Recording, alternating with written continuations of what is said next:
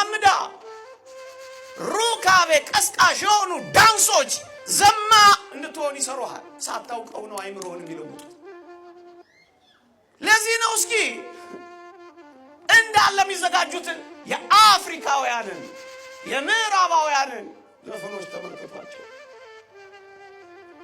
አሁንማ ሰይጣንን እስከ ማስመለክ የደረሱ ዘፋኞች እያየን ነው።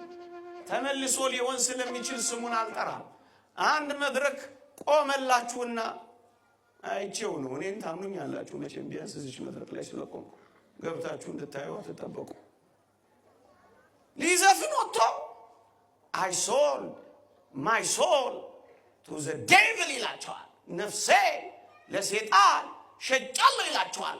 አሜን ይላሉ። ከዛ በኋላ ነው የሚዘፍነው። ከዛ በኋላ ነው ፌንት የሚያደርጉት።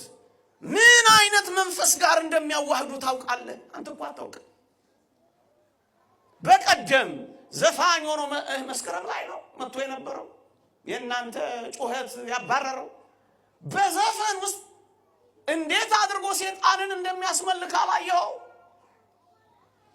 እው ሩካቤ ቀስቃሽ ዳንሶቹ፣ እርቃን መውጣቶቹ በሙሉ አእምሮህን ነው የሚቆጣጠሩ።